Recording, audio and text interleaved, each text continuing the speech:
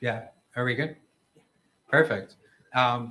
Yeah, so basically, Prepare for VC started with the mission of helping early stage startups go through some of those growth gaps towards the fundraising rounds and beyond. And we were excited when TechCrunch came ahead of their conference that's happening tomorrow and wanted to partner up on the event. So we decided to make a whole week out of it. There's a lot of entrepreneurs coming into town, a lot of the Boston community and beyond coming here for the event. And we created what we call the Startup Spring Series. So the goal of this week has been celebrate all the great startups, community builders, and leaders through panels and workshops. Our startup showcase tonight, we're actually bringing our accelerator cohort that is graduating this week to the 5 o'clock event tonight, and they're going to be showcasing at our demo day event this evening. Tomorrow's the TechCrunch conference, and then we'll have a couple panels on Thursday as well.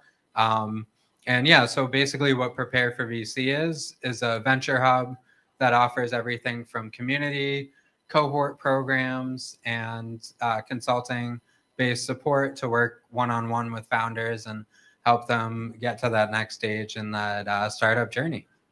We have a couple other partners and sponsors I want to give a shout out to before we kick off. So tonight's event, co-hosted and sponsored by Venture Cafe. And they have an amazing space here and a lot of great support every Thursday. Come out and you can learn from everyone in the space. We have Brex is a sponsor of ours for tonight's event too. They're a corporate credit card and financial management system for startup companies. And we have some special offers on the event page for sign-up bonuses and use of their financial platform, Pry, to help you manage all of your systems on there. Our community, Boston New Technology, we actually came in about a year and a half ago and took over to help get the group back to in-person events after the pandemic, and had always been a member of the group and was really excited when we had this opportunity because I love the mission that every week there's a newsletter that goes out and it highlights not just the Boston New Tech events, but other opportunities going on across all the great communities around the area.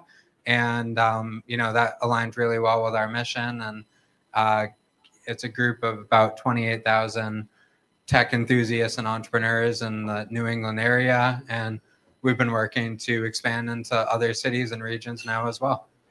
So kicked off a Rhode Island chapter with DC and Philadelphia one in the works now as well. And also wanted to thank Tom from New View Media, who's capturing all the great content tonight. And it's been great working with him and getting the support to capture all the great moments and all the presentations we're going to be hearing. And we also couldn't do it without all the startups that are presenting. And it's exciting to see some of them you'll be hearing for the first time. Others you may have seen at other events, and you're getting to see the progress and growth each of them have made. And there's a really strong community in Boston for entrepreneurial growth, and excited to have each of them share their story tonight. So yeah, with that, looking forward to kicking off. We're going to give each of the companies a 5-minute slot. Some are going to be presentations, some are going to be more elevator style. We're leaving it up to the founders to kind of share their own story, and keeping interactive too for questions and questions from the audience. Both we'll monitor the virtual audience, and anybody here in person can ask directly as well. I'd like to kick off and introduce SOS to come up and be the first presenter here tonight.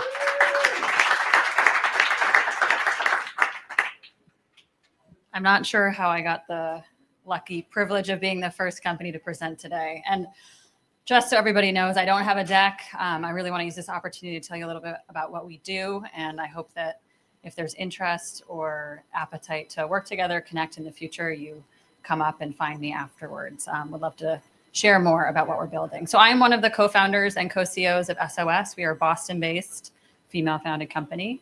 And my co-founder, Rabina, and I left finance in 2020. So after a decade apiece in capital market sales and trading, we were traveling the country and the globe for work, facing off with, institutional executives on a daily basis, building our business in finance. And we consistently had a major problem accessing wellness products that we needed when we weren't at home.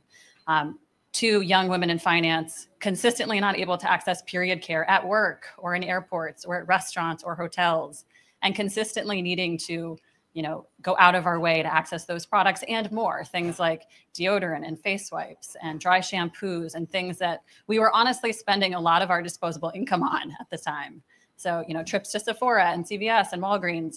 And we really realized that there was a huge gap in meeting people's wellness needs when you're not in your own home.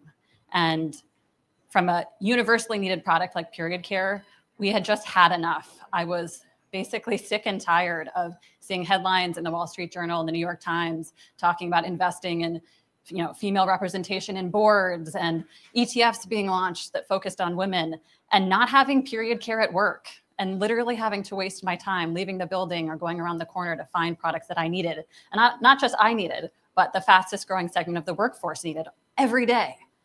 So my co-founder and I stepped off the trading floor and we said, we have to change this. We have to disrupt this much needed solution and really think about how do we get these products and this distribution channel truly disrupted and into the modern working world.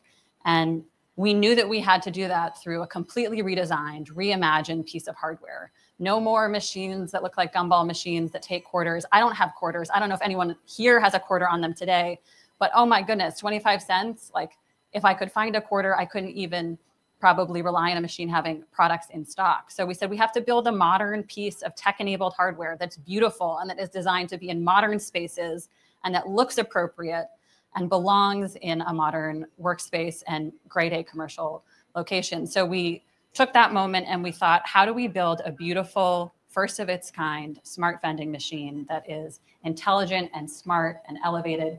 And ultimately, what we designed was the SOS machine, which is now a globally patented piece of hardware, wall-mounted, cashless, beautiful piece of hardware. The front facade of the machine is a 32-inch touchscreen, so you can't see any of the products inside. And we are able to deliver free period care in every location that we're in, along with 10 other curated wellness products based on locations' needs. So really thinking about introducing SOS as an amenity for these spaces that we're in. Free period care in every machine, whether it be a corporate office tower, transit location, sports and entertainment venue, or even within a retail store or location. We launched in Boston in 2020 in 3 super prominent high-profile locations right before the pandemic. So we launched in the Prudential Center, South Station, and also District Hall, which is a close, dear friend of ours, and ultimately survived and thrived through the pandemic despite the impacts of impacts on commercial real estate, and are now operating in 4 markets. So we're in New York, the greater Boston area, and 2 markets in South Florida. We're building a brand and a company that is delivering first of its kind amenity, introducing a path to have people have access to sunscreens and period care and hair care and deodorant, face wipes, and all of those products that you need when you're not at home. And in doing so, we are transforming and building an incredibly valuable marketing channel for the brands that we work with. So not only are we thinking about ourselves as a amenity for the spaces that we're in, but also as an incredible disruptive marketing channel for brands who pay to work with us. So we are a digital marketing platform. We are an out-of-home inventory asset. We serve programmatic and direct ad campaigns for brands that we work with in our machine, as well as any brand that's interested in aligning with the audience that we have access to. We're working with incredible leagues and teams in the NFL, MLB, and NHL. We are really excited about a signed and done partnership with a very significant large sports and entertainment strategic that you will see in the news shortly, as well as one of the largest retailers in the country. So we will be in store as a marketing and sampling platform for that retailer. We love to connect with locations and think about how we can introduce the amenity into the spaces that we're seeking, and work with brands who are excited about aligning with our mission and having access to a high value audience. We're a founding team of 2. We've grown to a team of 10, raised just over $5 million to date, and are really excited about what we're going to be doing in 2023 and beyond.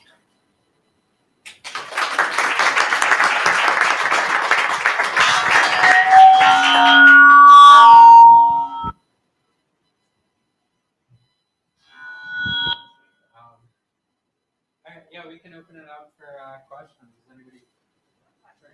Are you selling these to schools? Sure. So we actually launched with our first municipal client this year, which is the city of Salem. And you will find us in City Hall. The Mayor's Office of Women's Advancement in Boston has actually proactively reached out. We should be launching in Boston City Hall in hopefully by the end of this month. The machines will actually be up and live. Schools and our distribution channel in universities is part of 2023 in terms of how we're approaching that channel. Okay. Amazing. Any other questions? Great. Yeah. Any other questions? I saw the we were at District Hall for one of our kickoff events yesterday, and saw the big display there, and great to kind of see this in action, and active out in the wild now. Sure. Yeah, I guess I did not prepare a presentation. I wasn't exactly sure what the format was. So you can find us worldofsos.com. And many of you may have seen these machines. We're all throughout Fenway Park, as I mentioned, Prudential, South Station, Children's Hospital. We have a really engaging interface and collect feedback directly from users at our machines. It's really, our team likes nothing better than to get, an SMS engagement from someone at Fenway Park who's, day we saved or. I'd love to know, because it's an awesome problem that you're solving, and I can even see it. There's multiple perspectives where you're sitting waiting at a hospital, or you don't have anything in your bag and you're running through the Prudential Mall. How did this idea come up? How did you decide to co-found this with your co-founder? Yeah, honestly, I had my period in 2017 and I couldn't get a tampon, and I was pissed off and sick of it. And so it was basically St. Patrick's Day in 2017, and I, for the millionth time, couldn't find a tampon, and we had just had enough. And I think our shared experiences as women in finance in male-dominated culture probably heightened the sense of urgency around the problem, and the fact that we were consistently in spaces that we did not feel like our needs were being met. And really, from that moment, we're completely committed and 100% focused on addressing the problem.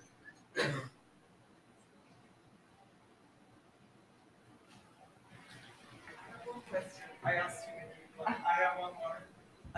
So, for example, have you ever considered getting into the pharmacies like CVS or Walgreens? Because when you're on the go and trying to get these from them, you have to go all around the shop, look for them. You can probably only buy them in bulk, and that's not really what you need either. Yeah, the retail distribution concept is, you're going to see that come to life in September. So we are launching in store with one of the largest national wellness and beauty retailers, which I cannot, say which retailer it will be, but we're super excited because the fit is fantastic. This focus on retail and commerce media networks, I'm sure have seen headlines. All of the major retailers are investing in building out media in store. We are a great complement to that because we're product discovery. We have a ton of data. Obviously, you can see we're just like any e-com site. We have clicks and browse details, and we're collecting first-party data. So the channel of having these products accessible in stores, but also using it for major commercial upside is a great fit for us. Yeah, there's multiple uses. The machine itself, right? You can bring it anywhere. It's flexible, so you can bring it to one location. You can bring it to a different. Yeah, we have, most of these machines are wall mounted, so they hang on the wall like a television. We also have a stand, so we have portable machines and can activate on the go.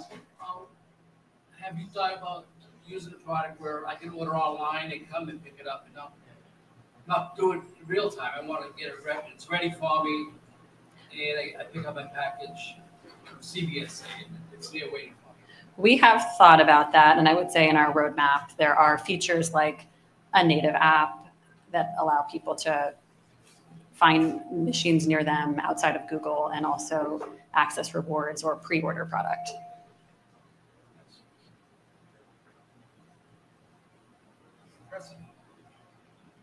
Thank you. Yeah.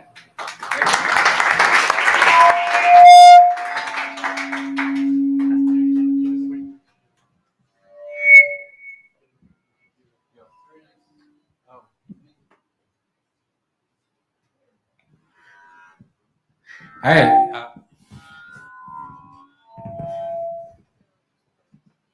Try to go back here. Yeah, great presentation, and yeah, really excited to have. We'll call up Ecos to be our Melis to be our next presenter here. Yeah, and again, after all the presentations, everybody will also have more time to kind of go around and interact with each other as well.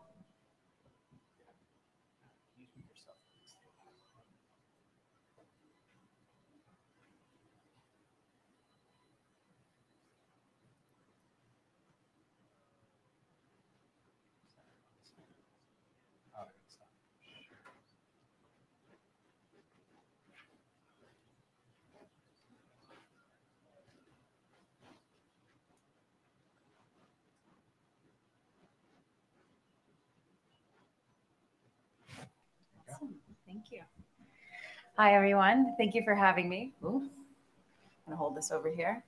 My name is Melissa Doral, and I'm the CEO and founder of Ecos. Move away from the computer, maybe. One of the, well, let me tell you a little bit about myself before I start talking your ear off about Ecos and how cool we are.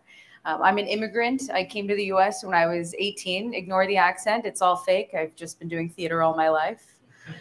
And I thought I had a ton of friends when I went to school. I was like, I got this. I have an awesome network. It's 2009. I'm graduating. I'm definitely going to find a job pretty easily. 2009 was not fun, especially if you were on H-1B. I realized that your LinkedIn network at that point actually did matter, and it wasn't what it was today. And who you knew mattered. Your network was actually your net worth. Someone referring you to a company, someone referring you to a job, you finding a mentor, an investor. It was difficult if you came to a city and didn't know anyone besides the people you potentially played beer pong with. So that's how Ecos began. I started working in a hybrid environment at 22. And yes, that was way before COVID. I'm 36 now. And I've been working in a hybrid environment throughout that entire time. I realized it was extremely difficult to be able to build and maintain relationships with the several tools that companies and other ecosystems have been making us use. I can name some: Slack, WhatsApp, Facebook, Instagram. All of them were creating bottlenecks for us. I wanted to create a platform that allowed you to be able to meet the right people at the right time and get the help that you needed. So that's how Ecos began. Initially, we were going after a B2C market because I wanted to help the professionals like myself. Then I realized there was this huge opportunity in the B2B space.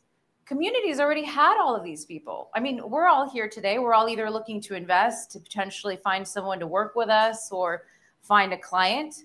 The communities already existed. So they were looking for a platform that enabled them to allow them to be able to connect and elevate each other, find what their networking goals were, find their interests so that they could talk about those subjects and build those relationships and connections faster and sooner when they actually mattered. So that's how Ecos came about. Ecos is an all-in-one engagement platform for hybrid organizations. We're currently available in the App Store as an iOS app, as well as a web app. It is invite only, so if your organization is interested in using the platform, please book a demo. Once you have booked a demo with us, then we'll invite you to your space. And for individuals, it allows you to be able to go into a space and find spaces and people that are relevant to you that could help you, whether it's your career goals, finding a network to belong to, you've moved newly to the area and you want to find an ecosystem to go join. I want to talk a little bit about what Ecos looks like and how it's different.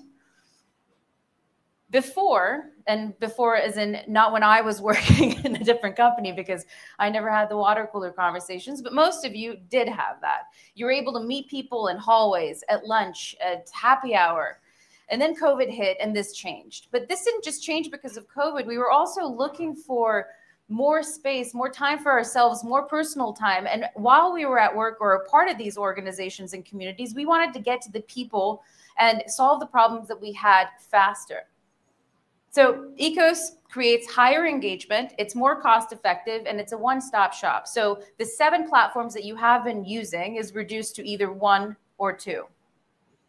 You're able to onboard your company or your community right away with a seamless onboarding process, create interest groups based on who the people are. Are you a women in tech group? Are you an investor group? You're able to run all of your in-person and virtual events from the platform. And we accompany that by real-time AI-powered networking. You can manage your announcements, drive interactions, engagement, and create quality connections. So the purpose is to be able to help you, and for specifically your organizations to be able to help you, find relevant people within your ecosystems to either build product, find co-founders, find investment, find mentors in a faster, more efficient manner. Thank you.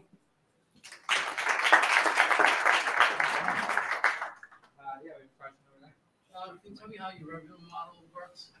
Great question. Subscription, members are free, admins are the ones who pay. So if you open a space as a company, then you're the one who's paying, and it's a monthly, annual model, but you can either pay monthly or annually with an annual discount.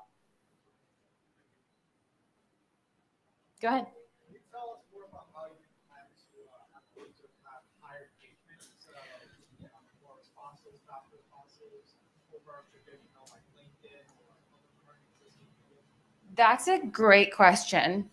And I'm going to ask a few of myself to you. So let's just say you're using Slack or LinkedIn.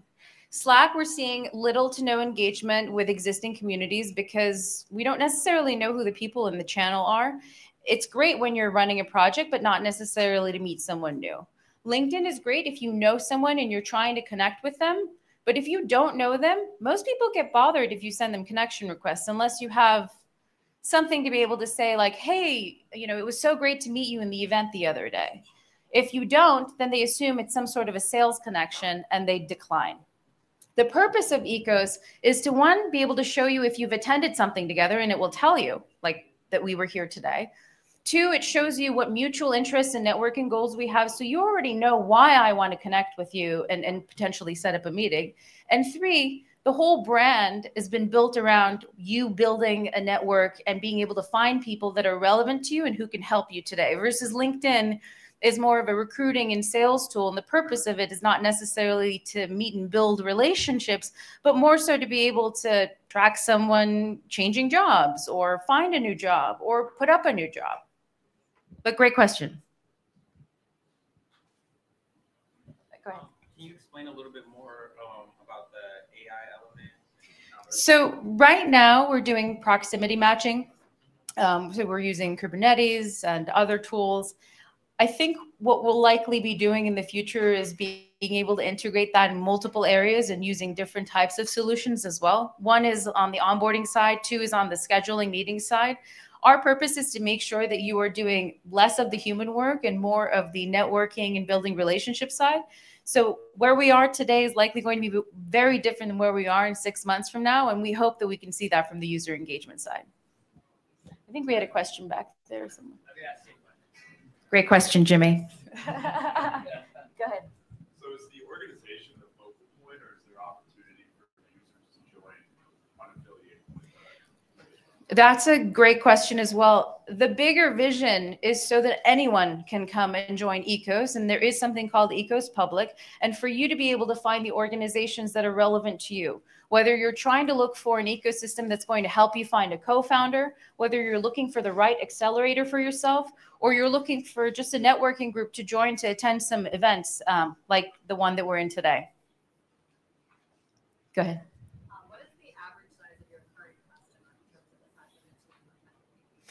Our average size is about 150 to 200. We have been getting larger enterprise clients that are ranging from 1,500 to 2,000. And just to follow up on the amazing question, I think that the minimum we want to probably have on here is a team of 50 or more, because it just makes it more meaningful. The point is so that you can build the relationship and then continue the entire engagement through the platform and not have to leave to a Slack or to an email or to a WhatsApp channel. I think, oh, Jimmy. Is there any thought about with an API other than like Slack? Yes, we have been exploring how we can connect with other platforms. Right now, our purpose is to make sure that you guys are having the best time in ECOS itself. But we've already integrated with things like Calendly. We're looking into Slack. We also are potentially looking into things like Discord as well, because we think that we're a great add-on, not necessarily a replacement to Discord, but definitely a great add-on.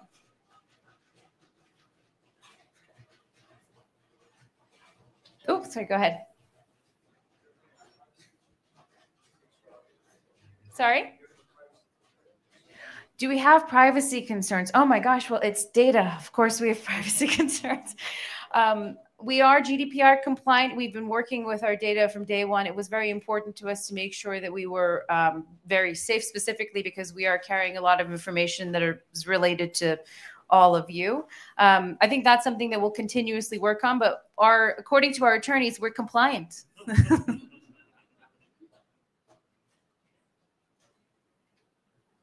Thank you so much. Yeah, amazing job, and excited to have Renavest up as our next presenter.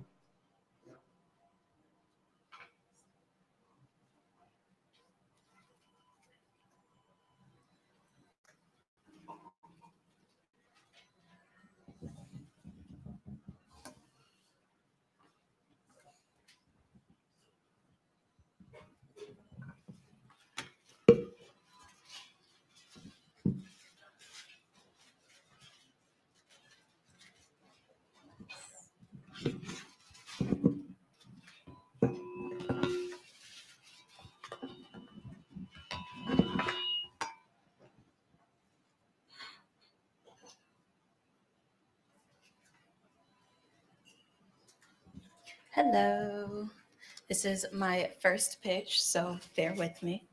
I'm Berlinda. I am head of user acquisition with Renavest.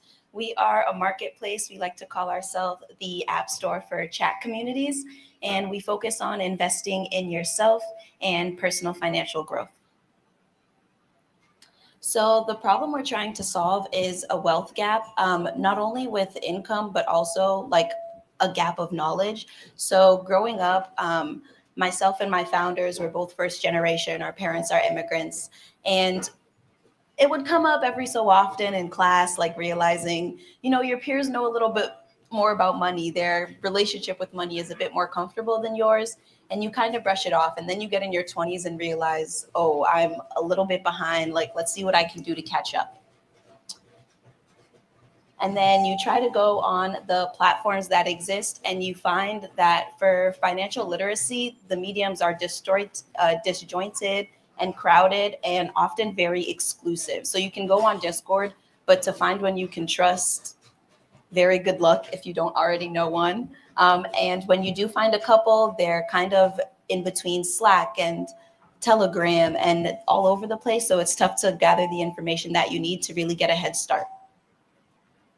So with Renavest, we created a platform where we created a platform that will aggregate all of the chat communities, and you'll be able to filter out what you want to learn and which platforms you're most comfortable with, and then giving you a list of profiles that you can see if you identify with So for a modern Black girl, if they just want to see Black girls win, or empowered trading, they would like to empower their traders to make money. You would click on their profile, and then you would see the admins of the profile, ratings and comments of what other people thought about it, and a bit of their content. And then you can also go to the resources and have everything that they've posted kind of very neatly sectioned off, so you can go through their content and catch up to the group chat. Our financial model is a SaaS plan, freemium. So the aggregation will be free, personalized content will be free. And then for $15 a month, it'll be a bit more personalized. The app will just be a little more suggestive and where it points you. And then later down the line, we'll have paper trading. So when you do get a bit comfortable in the knowledge you learn, you'll be able to make real trades with fake money and get comfortable enough to be on your way. And then for the chat owners, the aggregation, the content organization, and the videos and one-on-one meetings. So the end users will be able to book one-on-one meetings with you for a fee. And then currently, most of the group chats are already paid.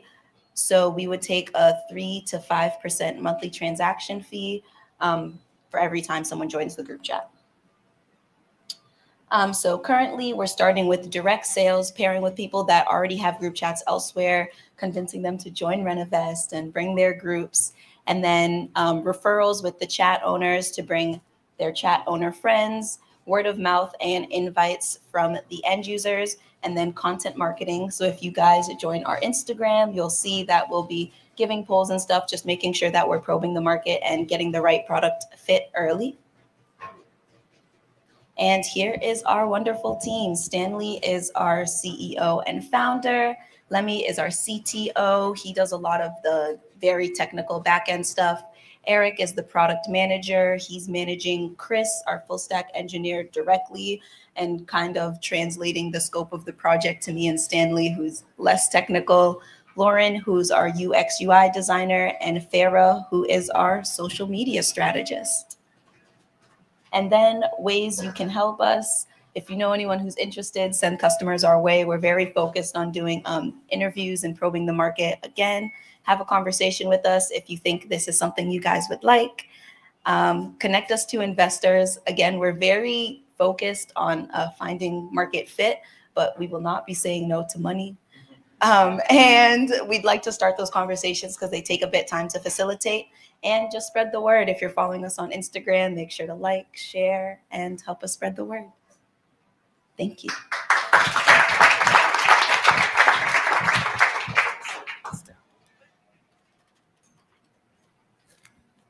Yes. Firstly, awesome presentation. I actually met Stanley in another event. So we love Ecos, so. So I had some questions in because we were even looking at this for our own platform, just in terms of integrations. And I know that Stanley mentioned some API integrations that you guys might have. So I'd love to, just because a lot of people have product here, to kind of understand what those possibilities might be today, and then what they might be in the future.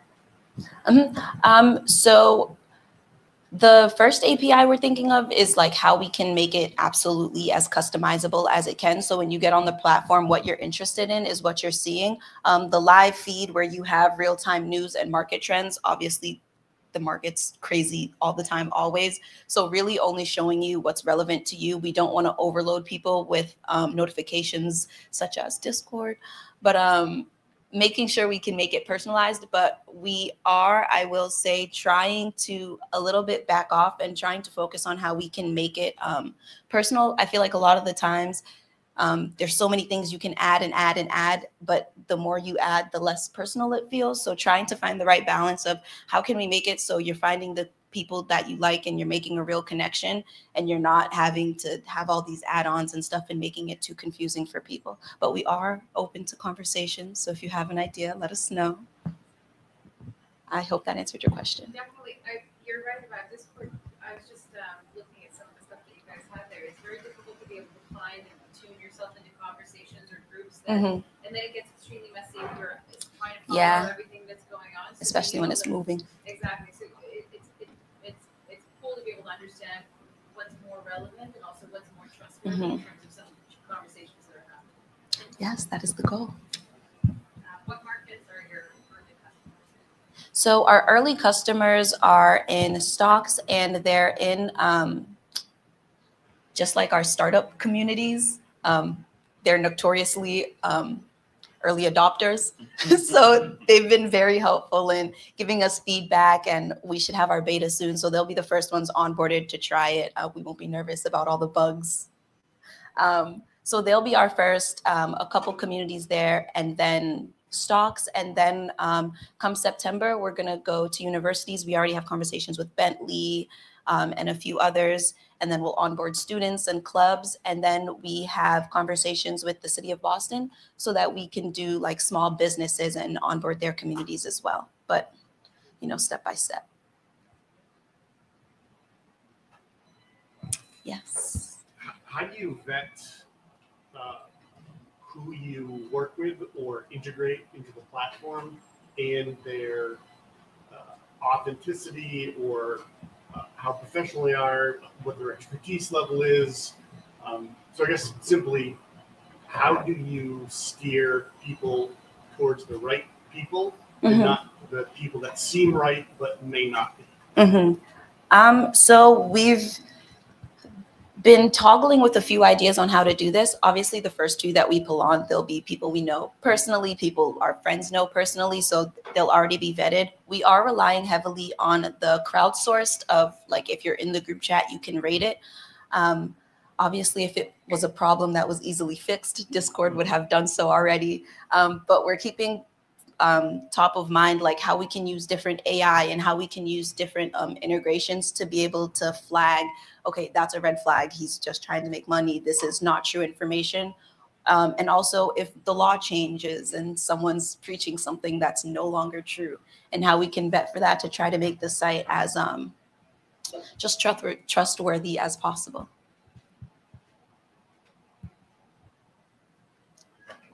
Okay. Yeah, great job, and excited to have Kai, Emily and Kai come up next.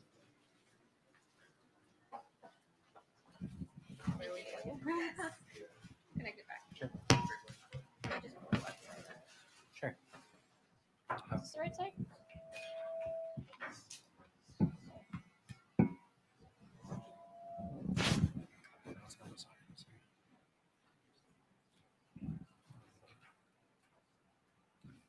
Cool. Yeah, I'm just going to share.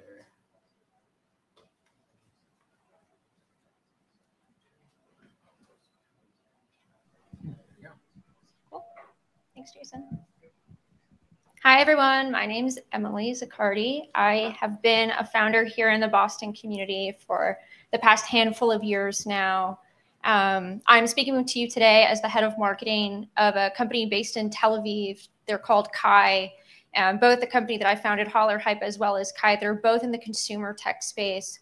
And my passion is the same in both of them, being that a lot of our consumer tech products today, they hit us with a situation where the more that we use them, a lot of the times the worse that we feel, at least with, you know, the front runners. When we think about TikTok, so Instagram, some of the other products that some people have mentioned today. And we thought, you know, something's got to change that in terms of the way we actually interact with consumer tech.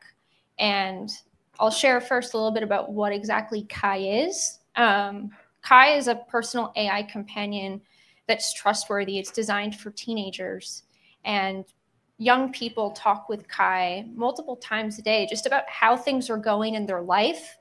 And the reason why this matters a lot to me is because the inner dialogue that we have with ourselves is arguably the most important conversation that we have ongoing, so that we can actually develop really strong relationships with others, be a core aspect to communities. And what I found really remarkable about Kai when I joined this team is that people really lean in. They trust the product. They want to open up. They want to answer these reflection questions about gratitude. Kai might say something to Jason like, hey, good morning, Jason. How are you doing today? What's something that you're grateful for that maybe you didn't realize? It's going to be a different question that Jason gets the following day. It's going to be a different question that Chris gets as well, because the magic to Kai is that the AI will actually start to understand your personality over time and become that counterpart. When you talk to Kai over and over, Kai will understand what exactly you need. It's not going to be prescriptive. It's not going to actually give you advice, but it's going to ask you the types of questions that you might need to hear, either to surface that gratitude that maybe you're not realizing, or to stretch your thinking, to help you navigate a conflict just by asking you the right question.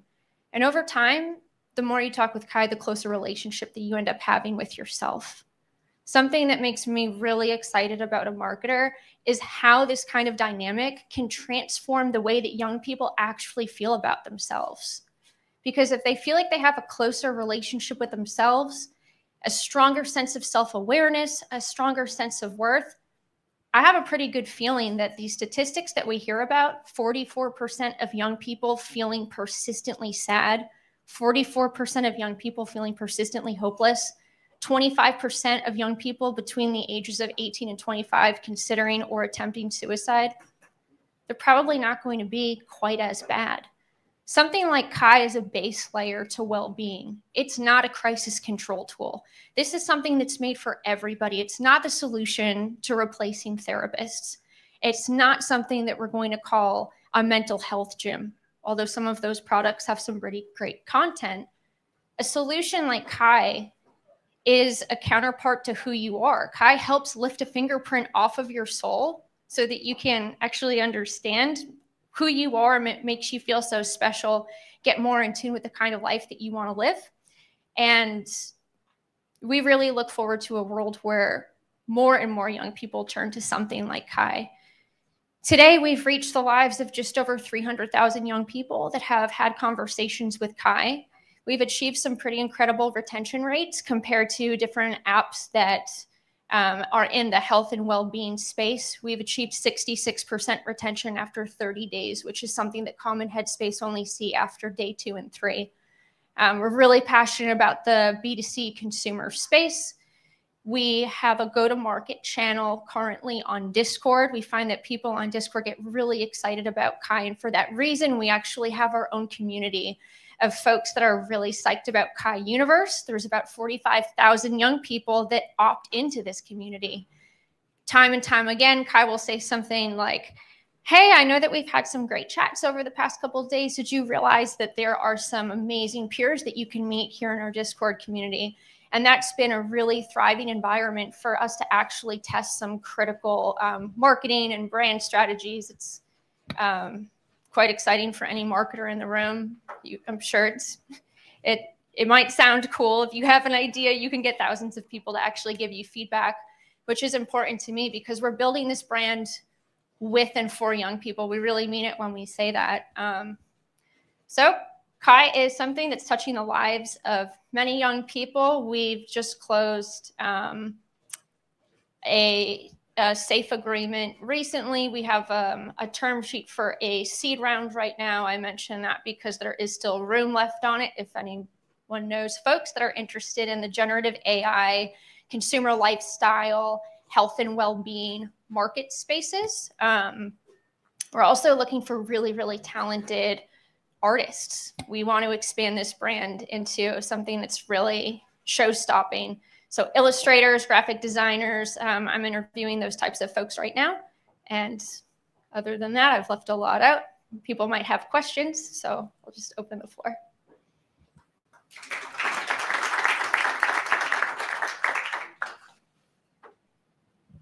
What type of outcomes are you seeing with the product that kind of tells you, okay, this is working or we're getting results? Something that really stunned me was that we're not doing any net promoter score surveying. And last year, even before we maximized our efforts around generative AI, we had 100,000 young people proactively reach out to Kai to say, hey, thanks for helping me get through this really tough thing in my life. So it wasn't in response to a question, which is kind of interesting because the way that we design Kai is not to replace humans. In fact, we oftentimes are nudging young people to say, hey, you know, what about this friend so-and-so? Haven't really heard about them for a while. Have you called them lately? Have you hung out recently? So we are not actually tooling for this addictive type behavior in the conversation dialogue. And still people are reaching out to say, hey, I just wanted to let you know this really helped me out, which is interesting because we pointedly make sure that people know that this is an AI. This is not your artificial or alternative friend. Where are you making the initial contact with some of the users? Like, where are you finding that? Many of the users are from Discord because of the thriving community that's been built. But we find that for acquisition channels, our ads are really sticking with folks on Snapchat and on TikTok. The reason why I think it works really well for TikTok is because it's actually the leading space for young people to find their mental health knowledge right now.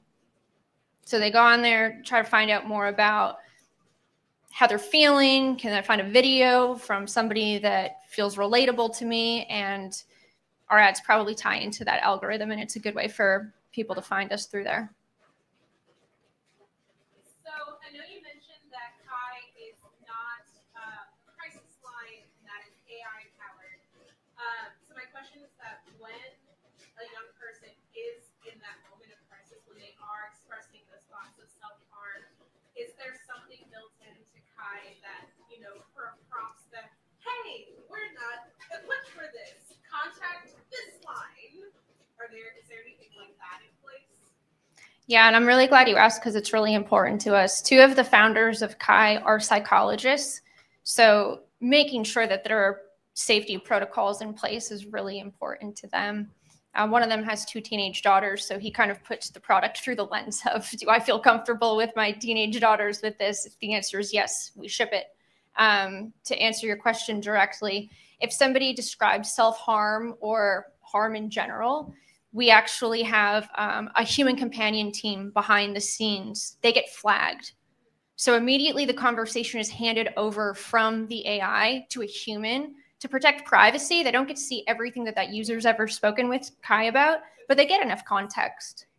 And from there, there's a bit of hand-holding. So they'll figure out to the best of their abilities, you know, do we need to give them a hotline number? Can we try to nudge them to talk to a trusted adult that might be in their immediate environment?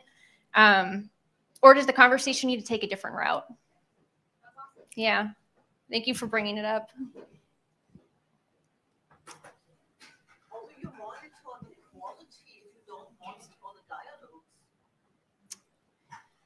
That's a great question. We don't monitor the dialogues in full context, but we do monitor for situations that we're calling magic moments. So are we having engagement from users that isn't really going anywhere, right? Like somebody that's just kind of testing out Kai? Or are there responses that are actually yielding quality response? So we run the conversations through a machine that basically detects, is this a quality conversation? Is it moving forward, or is this an empty conversation? And without reading into a user's past, we do randomly check in to make sure that those conversations are fruitful. Yeah, thank you for asking. Is there opportunity for users to do history and What was the last part? To see what? see trends in their conversations? Yeah, so although Kai doesn't primarily operate in an app, it's something you chat with Kai on whatever DM channel of your choice. So iMessage, WhatsApp, Discord, wherever you talk with friends is where you can talk with Kai. However, there is like a digital journal that automatically gets created based on your conversations. So you get access to either your web app or you can download the app, and you can see your entire history, and you can also see which topics you end up discussing with Kai the most. Do we still have time, Jason? Yeah, we can do one more. Okay.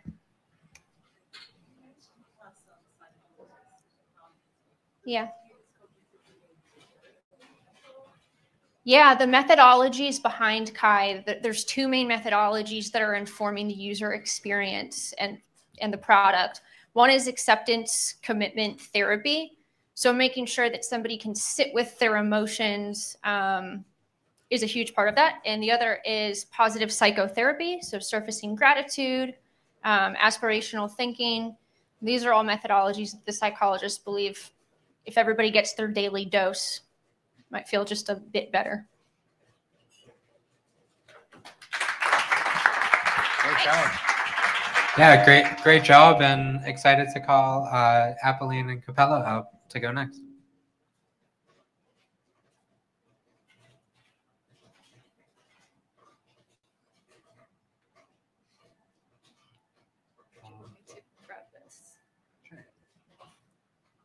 Oh, sorry. Did you want to share I anything, or sent just- you my presentation. What you asked me for?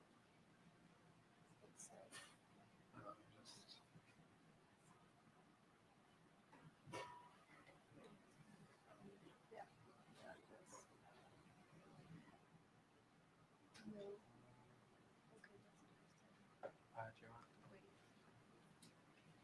You did not receive it? No.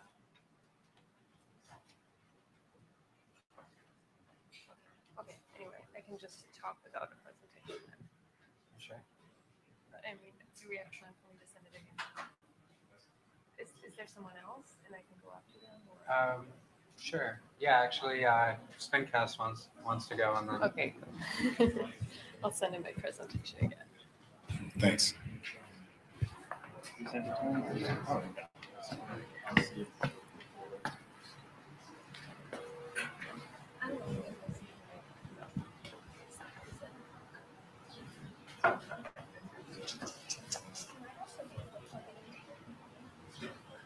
Yeah, but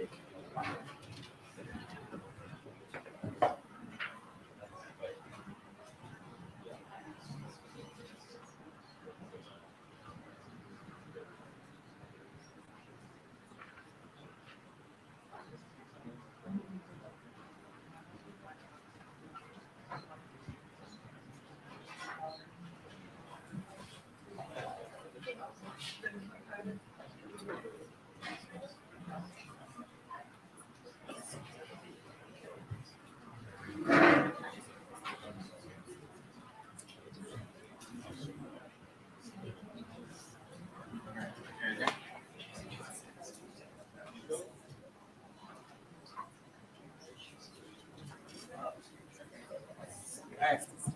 You guys can kick it off.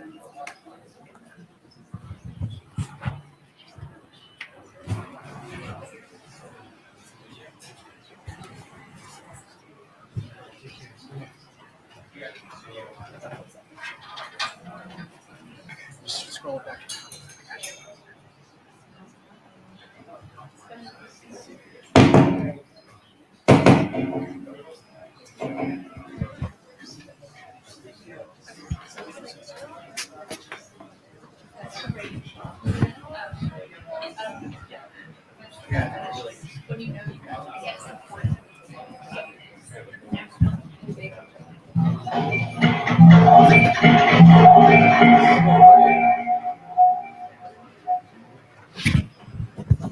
In this 1992 film, Juice, this character Q, he's an aspirational bedroom DJ who was confronted by Queen Latifah's character, and she told him, "Look, man, I gotta break it to you.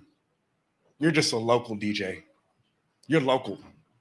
Those are fighting words for DJs, if I do say so myself. And that's where Spincast, a personalized live streaming DJ platform, enables DJs like Q to get booked online, get paid, and to spin from anywhere in the world to audiences everywhere.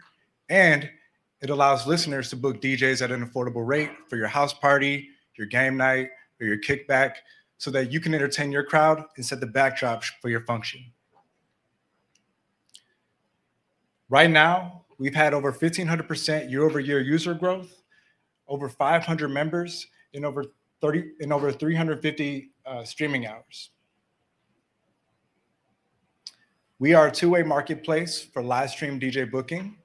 So DJs can get booked online and get paid, and listeners can book affordable DJs. Are there any other DJs in the room? Okay. Any music lovers in the room? There you go.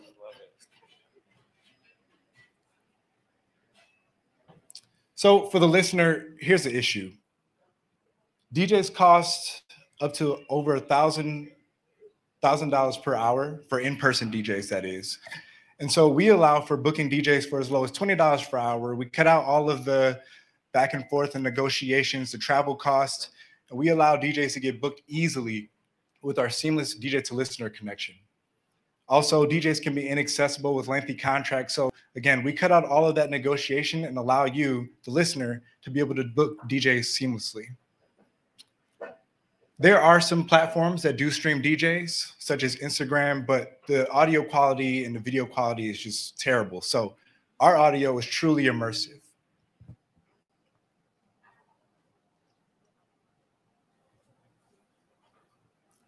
And so then for the DJ, the problem is that it's hard for DJs to get gigs. As we saw during the pandemic, DJs lost their opportunities to earn money. So we give them the ability to DJ online to audiences everywhere. DJs have to haul their heavy equipment in between sets, so you can DJ from the comfort of your own space and earn up to $500 per live streaming session. Here's a snapshot of our DJ booking platform. You go online, you book your DJ with me, Tyler Kenlock. You choose your date and your time, and at the time of your event, you'll get a live DJ right on your phone screen, or you can cast it onto your Chromecast on your television in your room. As you can see, we have some accounts from Benjamin Egger, founder of Box Water, and Randy Scott, #1 Billboard artist, raving about their experience with the Spincast. I too relate to Q's story. I'm a DJ. When I graduated from Tennessee State and moved to Iowa and started working in aerospace manufacturing, I needed something to decompress. I just needed something that could give me that relief. And for me, that was DJing. But I also wanted to play for people. And it was so tough to break into the DJ scene. I had to know the bouncer, then I needed to know the club owner, you know, the promoter, then I needed to know the bartender, and it was just so exhausting. And so Spincast came as a result. And then I was able to DJ for my nephew's baby shower back in Michigan.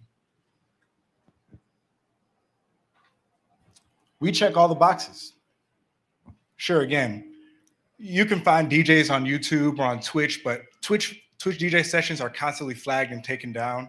And on YouTube, you're going to spend hours trying to find a DJ that's right for your section, for your session that you're trying to have. Whereas Spincast is personalized. You tell the DJ what you want to hear, which genres, the date, and the time, and they're able to set the backdrop just for you.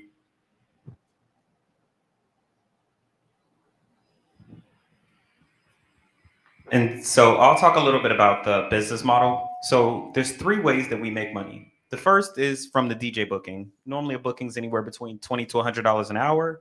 And we charge a 20% commission based on that performance. The DJ keeps the tips. The second is a pay-per-view session. This is a DJ inviting all of the crowd out, $20 for a ticket, and we charge a commission on that and allows DJs to stream to an audience for an exclusive performance at a set time. The third way, which we find very interesting, is has anybody been to a brunch with music or any type of venue that has music? Well, what we can do is replace the in-person DJ experience for that venue. They pay a monthly subscription to us. We have a set of DJs that can fill that time slot, and the venue is able to select that DJ to have that experience in that venue. And so we believe that there's a lot of growth in the third business model.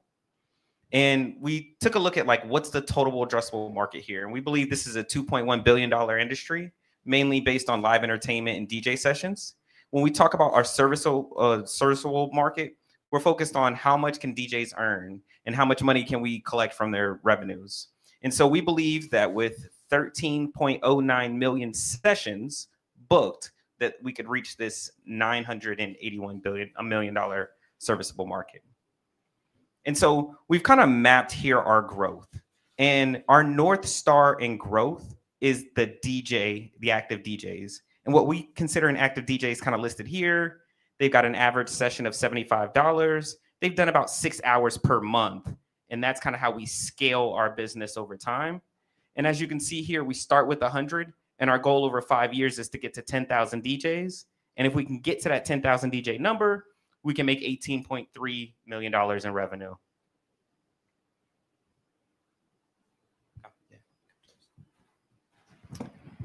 So this is how we're going to penetrate the market.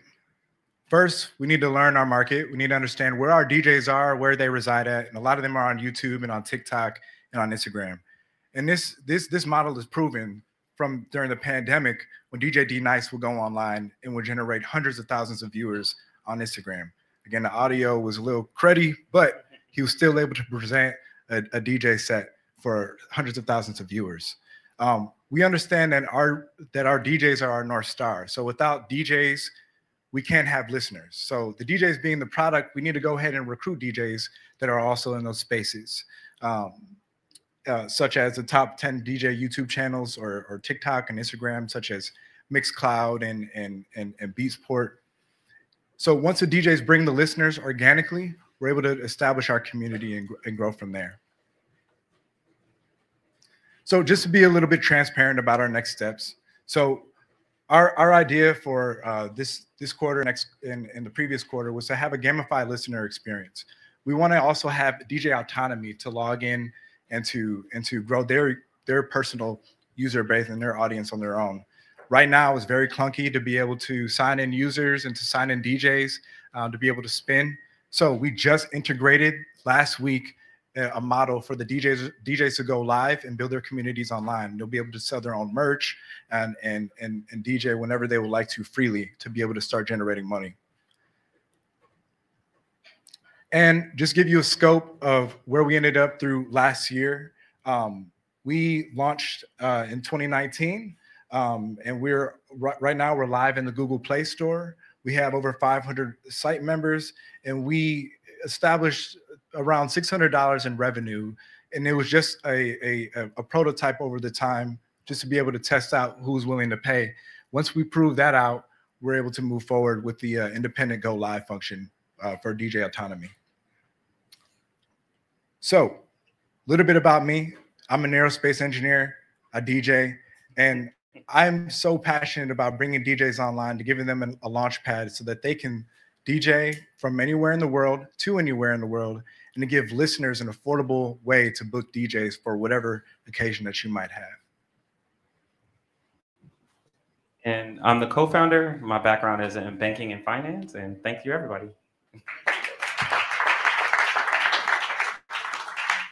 Yes, ma'am. Yes, ma'am.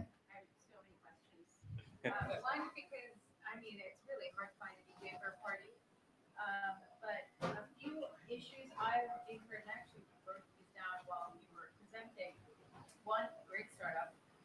Last minute cancellations. So let's just say I'm a restaurant or I'm a person, it's my birthday, and all of a sudden I have a no-show because they're digitally not, it's not like they're physically not showing up, which is a whole nother issue, but they're digitally not showing up because you're streaming. Two, are you solving that problem potentially with maybe on-demand offerings where I can just click on it, I'm giving a portion of my menu back and then maybe just clicking on to an on-demand service? And then is there an in-person offering? Sorry, I hate you so much, but I'm so interested. Yeah. No, thank you for that. So yeah, so the concern is that there could be a cancellation at the last minute. Sometimes DJ can be flaky. I'm not, however. But if there, yeah. But if there is that chance where a DJ does have a more pressing issue to go to and they're not able to DJ your event, yeah, you'll be refunded, and then there'll be an opportunity to have like a pre-recorded session of that DJ so that they can stream live to you. And then the second part of the question. I was just asking if maybe the solution to that is there in person. On-demand offering, and then is there an in-person thing that maybe not today, but in the future that you're looking at? Because a lot of people book tons of DJs. I mean, this is like Rover for your job, practically. Yeah, indeed. Yeah. So that has been thought of, to be able to give DJs that opportunity to DJ at someone's home or at the physical location as well. So because of that marketplace, because we had that ability to already book them online, then yeah, that's something that we plan to integrate later. But we want to tackle the live streaming first. Is there a mechanism where, say I'm a DJ, I'm really one of the top in the country, say. So how do I people get ranked so they know who I am, so I can pick you, and also can the DJs do pre-recorded sessions? You know, and on demand, they get paid every time someone posts it, so I can go anytime I want. I want to hit Bianco. I want to play his songs. Yeah, yeah. For my party. So those are the two. Thank you. Yeah, so the ranking system, once the DJ finishes, you'll be able to rank the DJ as a listener. You'll be able to say, how's the sound quality? How's the DJ quality? Did the DJ follow my requests? And by the way, you can shoot them requests in real time. You'll be able to see the DJ will be able to see you in the same space. And so with that, you'll be able to then select the DJs that are have better quality DJ sets. And then again, for on-demand sessions, in case a DJ does cancel, there would be that option for you. It's not a cancellation. Yeah. I want to just publish. Yeah. Oh, yeah. You know, I have to do 6 hours worth, then you can cut it into 6 parts. Yeah. So I can buy 1, 6, anytime 1, and then it gets ranked. So if everyone likes Ed's music, he's going to be the first one people are going to see. Right. And that gets traffic. Right. So I'm trying to build traffic on the site. Yeah, so that would be an option. Of course, we love the live streaming capability because it's more unique. But and again, you could do the on-demand function, and that's something that we've considered too. Yeah, and if you go to our website, you'll see a list of different pre-recordings that we've done, and you can play those at a function. We had a Father's Day last year. We've done Mother's Day, New Year's, those type of events. Sunday brunch. Yeah.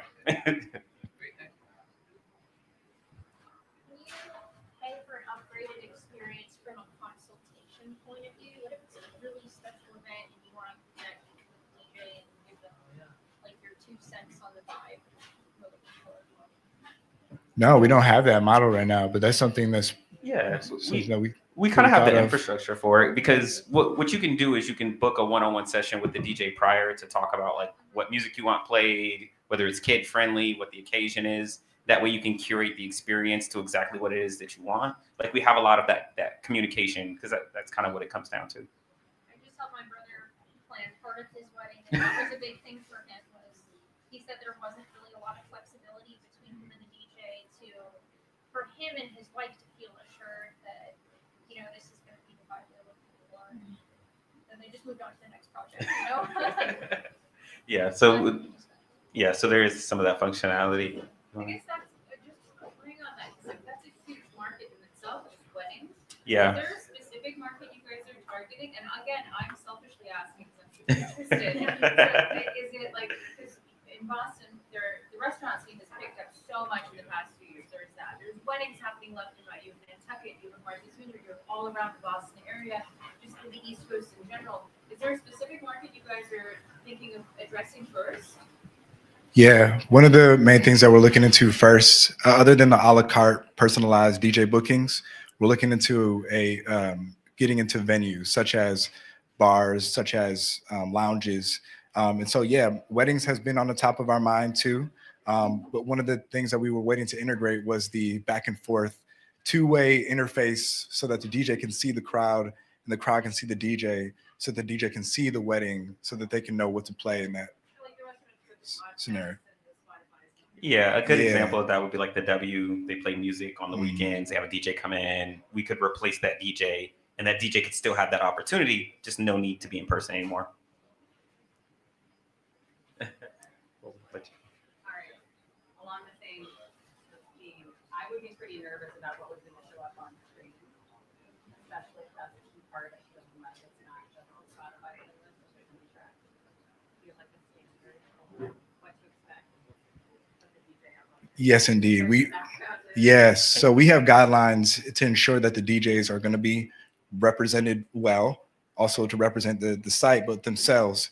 And so if there is an occasion where a DJ is doing something that's obscene or vulgar, we're going to flag that and remove them immediately.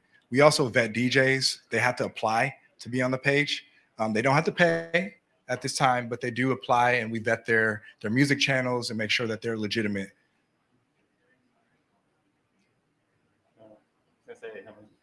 Yeah. All good? Yeah, let's do one more. Okay. Yeah, I think you had yours. I'm sorry. And we can talk. And by the way, we're right up front. Yeah. So Come by our table if you want more questions. So I'm asking because I was a professional DJ, what feels like 3 or 4 lifetimes ago. So now I just do it for fun. But what I'm curious about is if they're signing up for a gig, and let's say it's a club or a wedding or whatever, what kind of infrastructure do you have in place that's going to allow for that experience to be seamless? Because the worst possible thing that could happen is bad internet connection, everyone's dancing, and then whoosh, nothing. So what do you have in place for an infrastructure, for the system requirements, for internet speed? What are some of those things to ensure that the experience is like what I paid for? yes, thank you for that. That's one of the things that we vet with the DJ. They have to have a standard Wi-Fi connection rate. They have to have a standard equipment. Again, we vet all of those things before bringing the DJ on board. And if, again, there's some catastrophic thing that happens where the stream just cuts out, which is the worst fear that I have, there's that option to pull up those pre-recorded sessions that are listed on the page right now and continuing your vibe. Unfortunately, that won't be, the greatest thing for you, but it won't be as personalized. But yeah. You should contact the CEO of Goldman Sachs. Thank you, everybody.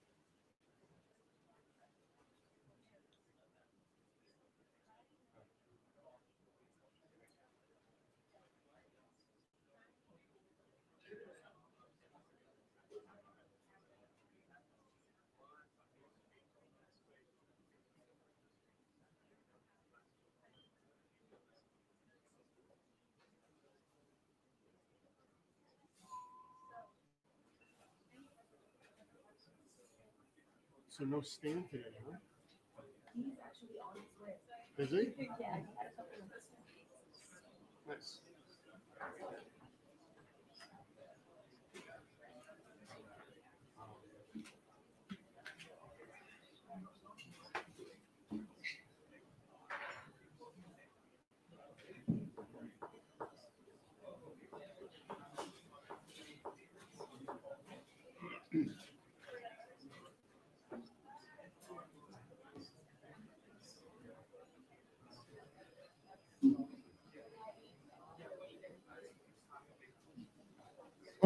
Okay.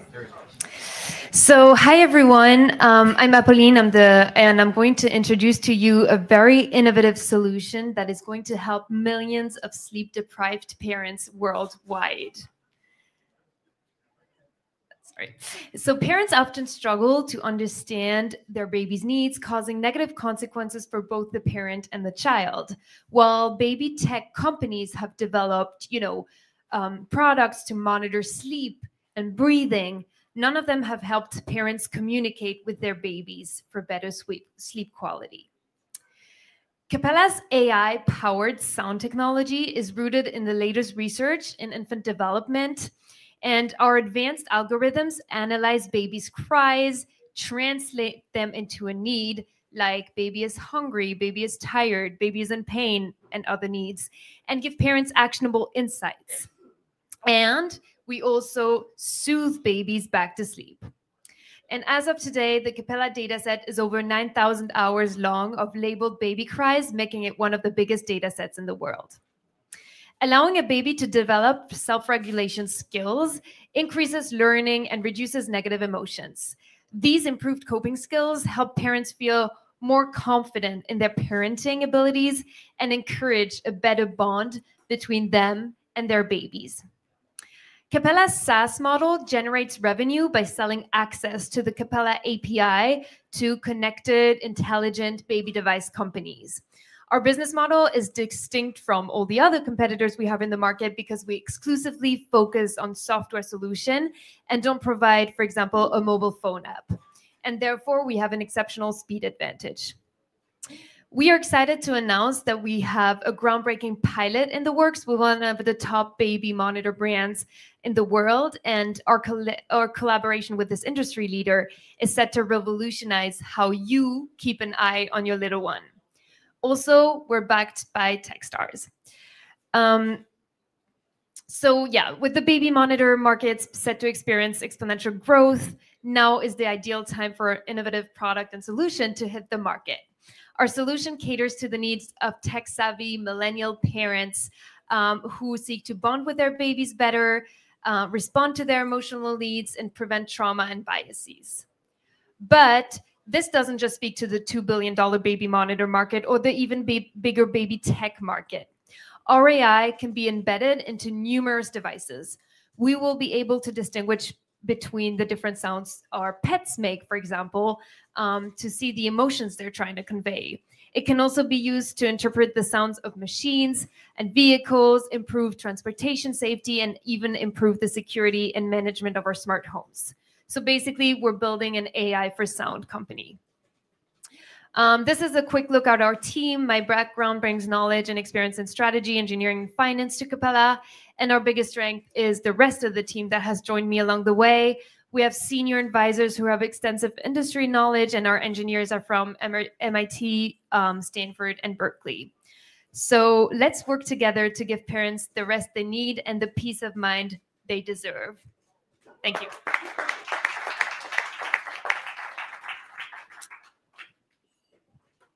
Can answer any questions. Yeah. Do you find that the language is a barrier in this? I don't know if babies cry in different languages. That's a very good question. So actually, there's a lot of research backing the fact that there's kind of a universal baby language in the first couple of months. And this is based on the fact that whenever we're born, we all have the same reflexes in our tongue, our throat, and our mouths. And so the older the baby gets, the less accurate we are, because the younger the baby is, the more universal the different cries are. And there are very different cries for pain, hunger, tired, stress, hot, cold, and all of that. And it's very universal. So what we've built is based on actual academic research. There's papers from UCLA and a bunch of universities around the world. And one paper in particular has trained algorithms on Australian babies, and then they tested it on Romanian babies, which have like nothing to do with each other in terms of language. And it works super well. So it kind of validates the hypothesis of a universal baby language. After some time, we want to be able to train our ML algorithms on the actual baby on top of the like kind of generic algorithm that we have so far. But right now we're not doing that yet. And we're just using it for everyone. So, yeah. Now that you've heard a lot of babies cry, do you think you can pick up like what it is, or is it strictly? So it's kind of a complex question because there's really two ways that we label baby cries. One way to label a baby's cry is like the context. So you're in a NICU, it's feeding time, you feed the baby stops crying, you label it as a hungry cry, and that's kind of the best you can do. And then there's a whole other way to label baby cries, which is the baby language theory that kind of just based on the sound tells you what's going on with the baby. So there's one that's really just based on the sound, and there's one that's more context-based. And you can learn the one that's based on the sound. So this, like my team and I have like looked into it and started learning it. Obviously, the context-based cries we don't know. And also, we don't listen to the baby's cries that much ourselves. We just like run AI models. But yeah, it's a super interesting topic. Yeah.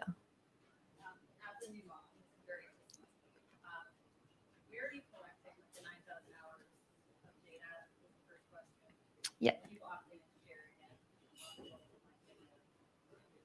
Yeah. And then the second is a lot of these data conversations we've had today already. How are you thinking about really problematic data that comes out of and recommendations that are urgent? Yeah. Yes. So as of today, my goal would be to run some sort of clinical trial, go into a hospital, collect baby cries myself, and have doctors label them. But that's a very long process, and we don't have the resources for that right now. So right now we've acquired pre-existing data sets. So there were data sets that had been made by researchers. They collected the cries in hospitals, had experts label the cries. There's other companies that have collected cries in people's homes that were labeled by the parents and not by the experts. So we have a bunch of different data sets that we got for free, acquired, paid for, licensed out. And that's kind of today the extent of our data set. As I said, my goal would be to obviously do this kind of clinically myself, but right now we haven't had the resources to do this. And about the security, so we really want to emphasize that we're not like a medical recommendation. Like if your baby turns blue or whatever, just call 911, and like we're not responsible for that. So that's one thing. What's really interesting is that there is potential for this type of technology to expand in the medical kind of area and fields like behavioral disorders and respiratory diseases, and all of these things can be identified through the cries. And that's maybe an alley that I'd like to explore one day. But right now we're more focused on the like sound, AI for sound, and expanding that to other verticals. But there's so much you can do. So we're more of a wellness support product. We don't just translate the cry, we soothe sound, we play sounds to soothe the baby and adapt the sounds based on the baby's response. We provide advice and all of that. So I hope this answers your question about like, yeah, we're not doctors basically. Yeah. I understood how you collect the data, but how do you know what to try?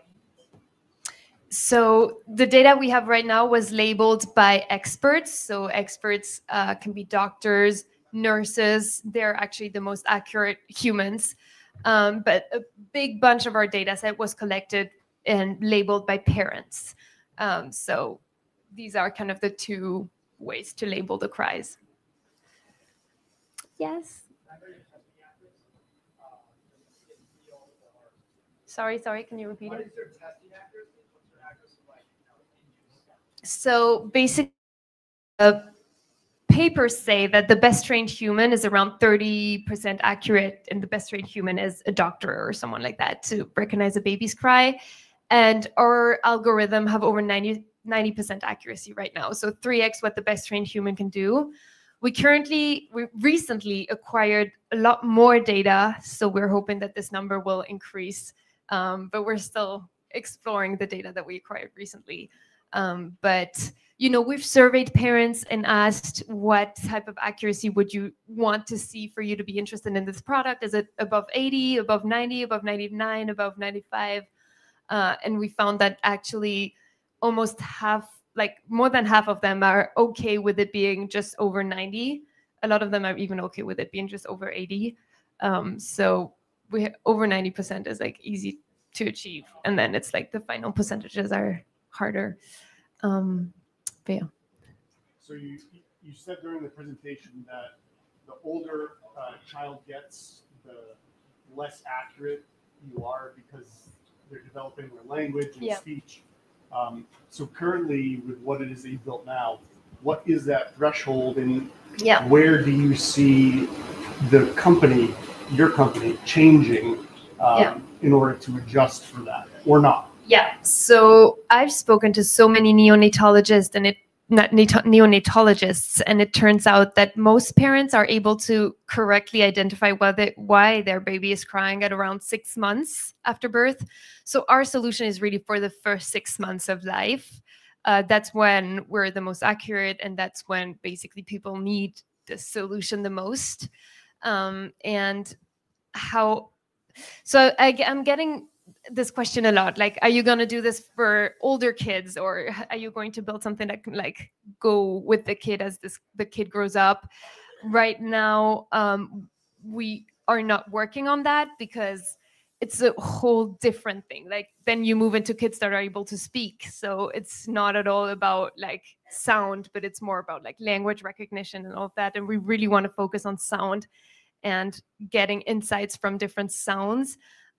So yeah, right now we're more exploring other verticals that are closer to a cry, like for example, a dog barking, and other things that are just purely sounds. So right now we're not building for bigger kids that are verbal, basically.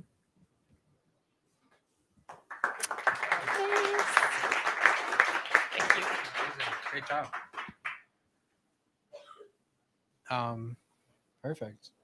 So yeah, we have one final virtual presentation from Ben, and then after that we're gonna have just stick around and network, and then over at 5 o'clock we'll be in the Havana room for our Prepare for VC demo day event.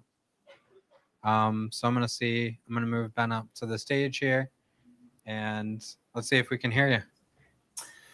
Hey, Jason, can you hear me? Is there anything I have to do? Oh, sorry. Can you? Oh, can you unmute? Yeah. How's this work? Testing 1, 2, 3. Testing. Oh, perfect. All right, Testing. we're good now. Awesome. Yeah, if you want to click the share screen is right in the middle, and then yeah, feel free to take it away and introduce Chariot. Yeah, absolutely. Thank you, everybody. And while I look for my specific tab that I have open here, let me find it. Let's do the window. There it is. I actually have a timer here for 5 minutes because you mentioned that presentations are 5. I want to respect everybody that actually made it to the event. Thank you so much for listening. First off, it sounded great on the stream. So well done setting it all up, Jason and Venture Cafe. Great job, everybody. And secondly, every presenter looks incredible, and all your projects look phenomenal, and really can't wait to learn more. So again, I'll keep this pretty brief because I know you want in-person networking is really valuable, and I want you guys all to not have to look at another head on a screen. But my name is Benjamin, and I'm here in the Boston area with all of you. And as we saw from a lot of the presenters previously, we live in an ultra data-rich world. We are rapidly accelerating into millions of platforms that are hosting the way that humans connect, and really the blood of these new economic systems, these new virtual systems that we all live on, do commerce on, connect on, communicate on, and explore on really is data. So what's interesting is that we all have been witness over the past 15 years how these devices have fundamentally changed our world. We now all carry, or a significant portion of the world's population carry around supercomputers in our pockets, which give us instantaneous communication and connection to everybody else. We also happen to have, our banking at our fingertips, and we expect our banking to be able to be as secure as the best protocols that run our data and give us instantaneous settlement, if you will, of payments. We want to be able to send money to other people. We want that cross currency. We want to be able to interface with e-commerce platforms and buy things, and actually have our protocols that run our money be up to speed with these unbelievable platforms that we all live on. But unfortunately, that's not the case. If anybody in the audience is familiar with banking technology, it's well known that the current rails that run our banking payments, if you will, were built and implemented in the 1980s. So they're over 40 years old. And they were never designed for a globally connected, hyper-scalable, instantaneous communication and settlement, community and expectations. But that's the world that we live in. So it's not by mistake that our banking systems are still stuck in the 20th century, literally. And no matter what flashy applications that you have on your phone, there's a lot of smoke and mirrors that basically goes into making it look like you have your money instantly, but we all know you don't. If anybody in the room were to look at any transactions they made today, anything they bought online, you'll see that it says pending, pending, pending. your transactions aren't going to get batched till later tonight, then maybe it'll move over, maybe it'll settle in the next couple of days. It's really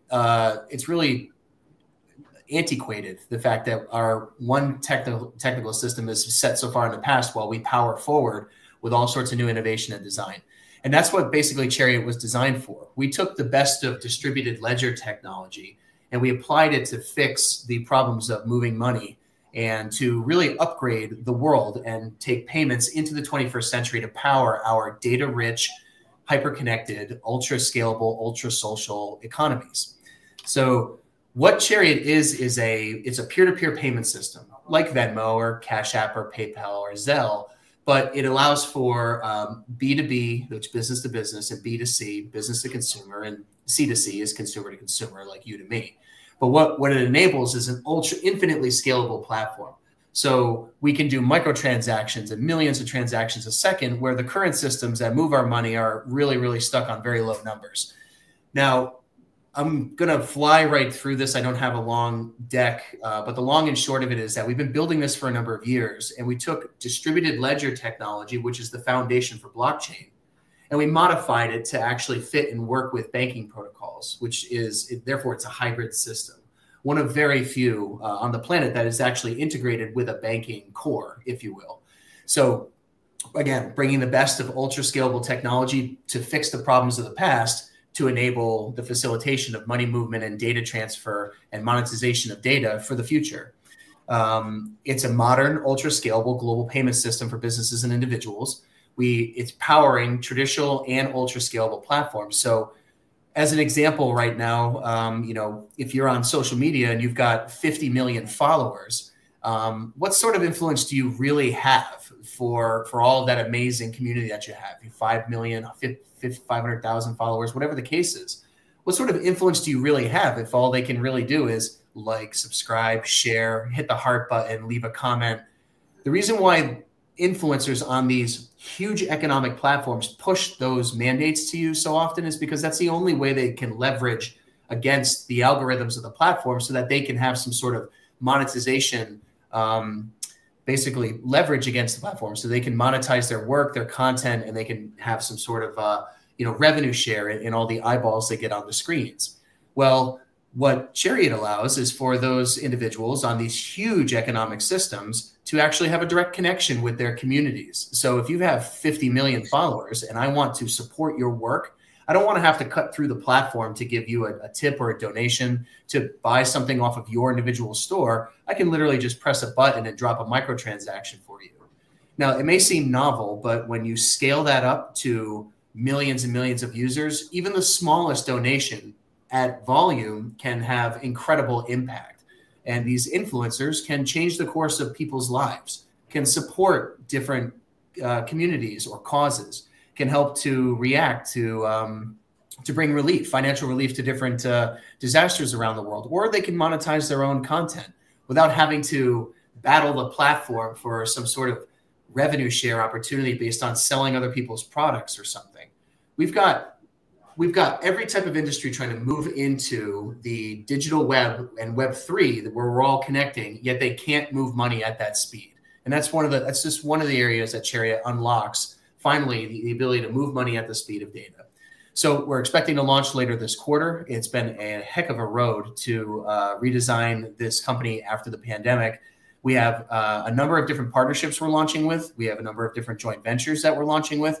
We have a significant deal flow, even though we've kind of been quasi stealth. I really haven't done too much marketing of this. And we have a very rich patent suite because of building this hybrid system. It really is one of the first in the world. And I'm looking forward to launching this. I'm going to skip by that slide and go right here to showing where the target market opportunities are. Web3 communities, the ability for us to be able to monetize and allow fiat transactions to power the movement of smart contracts. Supply chain is really connecting the entire world. We're talking millions of parcels or units or data bytes needing to pass and have the ability for people to monetize those components. Metaverse assets, we know that the new internet is being built currently. And well, if data is the new oil, then we're going to need to be able to have an economic monetary system that can actually stay up to date and current with the flow of data across these new web formats that we all live on. And of course, like I said, social media platforms, hundreds of millions of businesses connecting billions of accounts, and they can't move money at the speed of data. And this is what we're actually upsetting. So real quick before I go, one of the partnerships I'm most proud of is a group called Constellation. If you were to look online at Constellation Network, it's a large organization of over 100 different companies built on a blockchain protocol that is designed to scale. It's amazing because our protocol is a hybrid system. Theirs is a hybrid system. They're designing the database architecture and infrastructure for Web3. We're designing the database architecture and infrastructure for payments in the future economies. So we're really we're like peas and carrots. And so we're launching with Constellation and a number of their actual partner groups to be able to enable this new web format to have like I said, a monetary system that can flow at the speed of data. So we're very excited about that. I can elaborate on that if anybody wants to discuss. Also, other partnerships we're launching with is a group called Haifa, which makes a DAO platforms. That's DAO, Decentralized Autonomous Organizations. They have their own ecosystems with their own tokenomics. We can enable a fiat on-ramp, off-ramp to there. And MBD Financials is this amazing platform agnostic metaverse platform, partner with the United Nations Smart Cities Program. We'll be able to enable, like I said, a fiat on-ramp, off-ramp for all of the interaction around the world that people are going to be going into MBD to connect with groups all over the planet. And we're very, very excited. We have a number of other partnerships, but I'll leave it at this just because, again, I respect people that are actually in the room doing one-on-one networking. And if anybody wants to get in touch with me, I know Jason. And I don't know if I'm still sharing, but I will. But yeah, please reach out, and I hope you guys all have a great day. Perfect. Yeah, great job. And does anybody have any questions they want to ask Benjamin? Sure. Here's the microphone. Thanks. Nice presentation.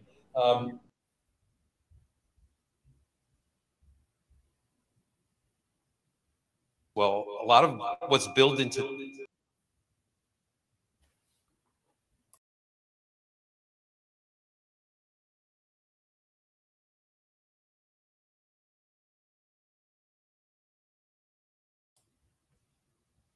just keep it with us.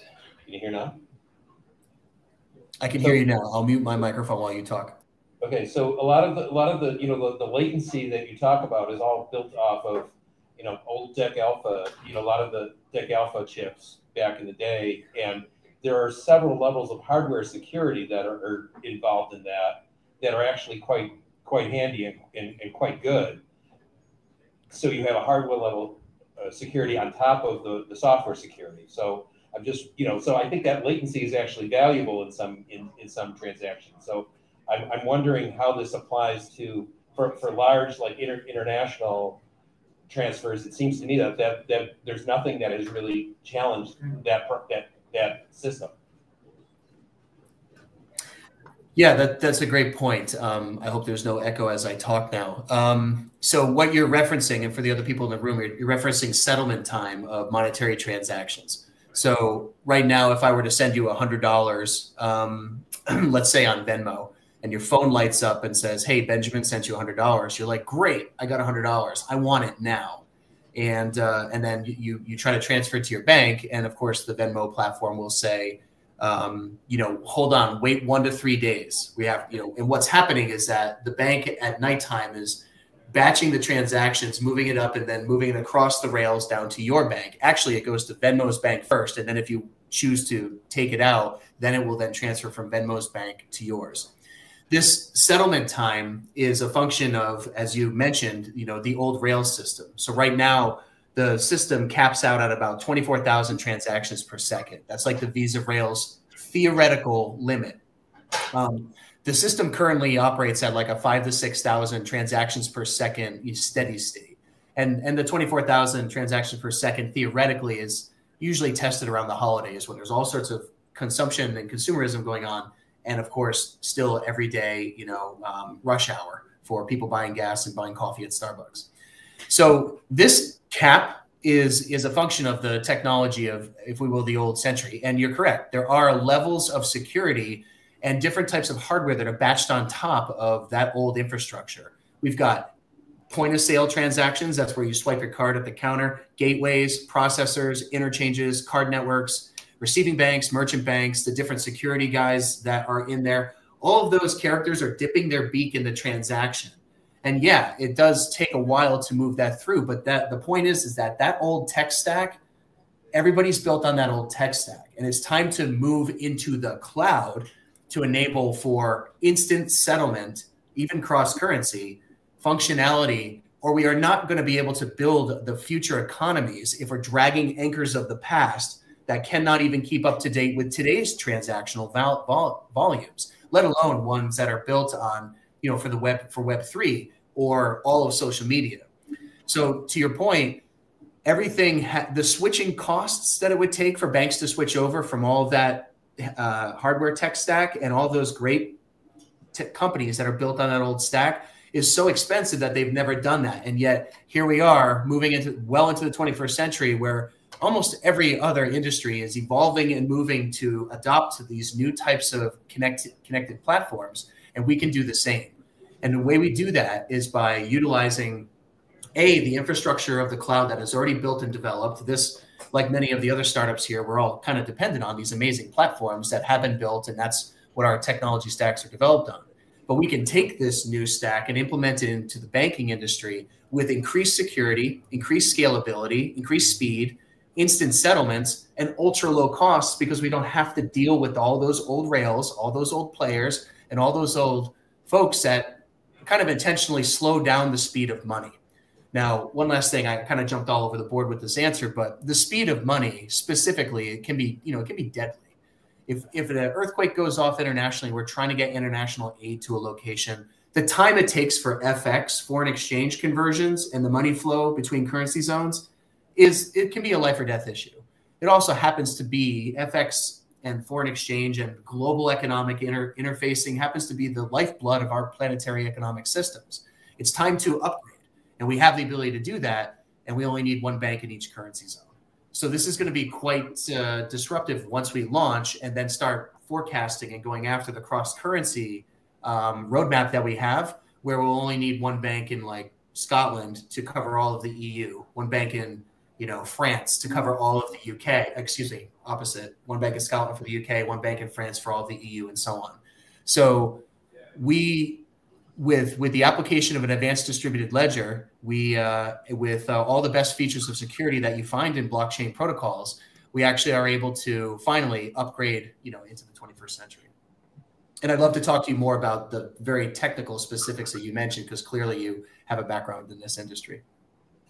Yeah, great presentation. Let's give a round of applause to Ben and to all of our presenters tonight. And everybody did an amazing job. Stick around, network with each other, and then at 5 o'clock, we'll be over in the Havana room for the Prepare for VC Demo Day event. And thanks again, everybody that came out tonight.